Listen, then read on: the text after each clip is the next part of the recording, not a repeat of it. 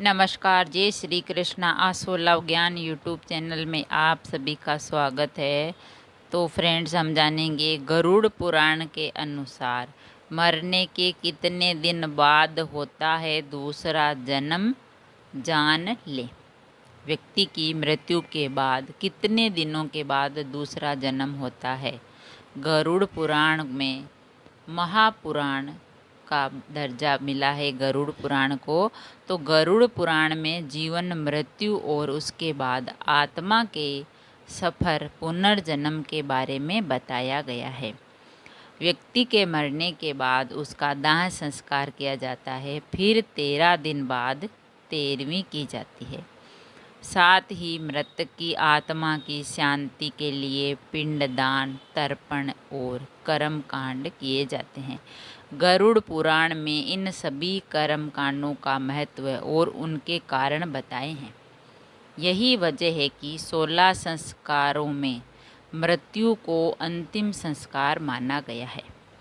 अब यह सवाल है कि मरने के बाद आत्मा कहाँ जाती है, आत्मा का क्या होता है, किस रूप में रहती है, आत्मा कहाँ जाती है, यदि पुनर्जन्म होता है तो कब या कितने दिन बाद होता है, और अंतिम यात्रा पर निकली आत्मा के साथ क्या क्या होता है।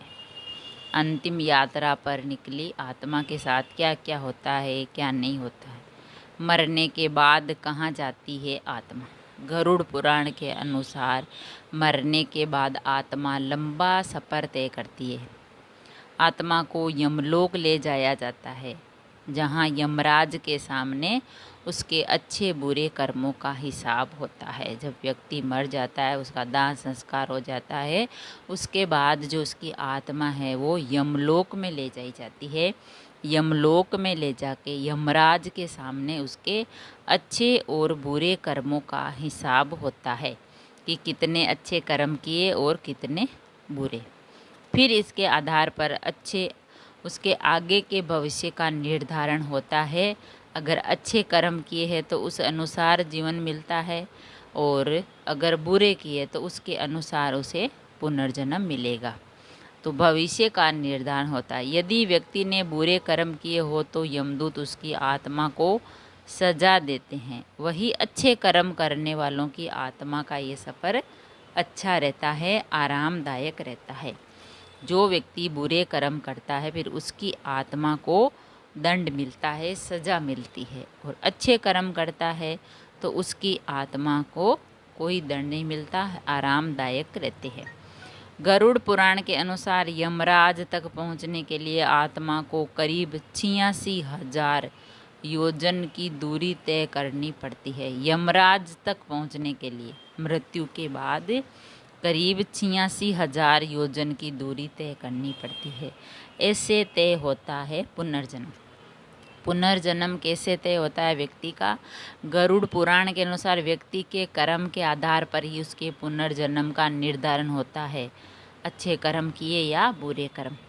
पापी व्यक्ति की आत्मा को नरक में भेजा जाता है, वहीं पवित्र और पुण्य आत्मा को तो जन्म मृत्यु के चक्र से मुक्ति मिल जाती है और स्वर्ग में स्थान मिलता है। जो व्यक्ति पाप करता है, सद्कर्म, अच्छे कर्म नहीं करता है, उसको वापस जन्म मिलता है, पुनर्जन्म मिलता है। उसको किस रूप में मिलता है, सांप के रूप में, पक्षी के रूप में, या मनुष्य के रूप में, किसी और जीव जंतु के रूप में उसको जन्म मिलता है। और जो व्यक्ति पवित्र और पुण्य आत्मा का होता है तो उसका जो जन्म मृत्यु का चक्र है उससे मुक्ति मिल जाती है उसको, और उसको स्वर्ग में स्थान मिल जाता है। उसका कोई पुनर्जन्म नहीं होता है। जो अच्छे कर्म करता है तो उसको फिर स्वर्ग में स्थान मिल जाता है। तब व्यक्ति की आत्मा अपने कर्मों के हिसाब से सजा भुगत लेती है तो उसे दूसरा जन्म मिलता है। अगला जन्म किसी योनि में मिलेगा, इसका निर्धारण कर्मों के आधार पर होता है। तो गरुड़ पुराण के अनुसार पुनर्जन्म के लिए 3 दिन बाद से लेकर 40 दिन के अंदर उसको पुनर्जन्म मिलता है व्यक्ति को मरने के बाद। इसीलिए जो अच्छे कर्म करेगा तो उसको स्वर्ग में प्राप्ति होगी, और जो बुरे कर्म करेगा तो उसको यमराज जो है वो उसके कर्मों के अनुसार उसे दंड देंगे और पुनर्जन्म किस योनि में मिलेगा वो तय करेंगे।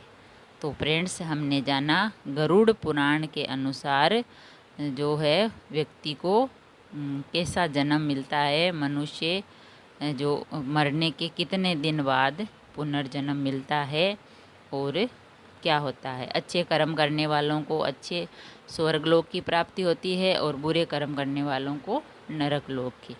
अगर वीडियो अच्छा लगा तो लाइक और शेयर ज़रूर करें।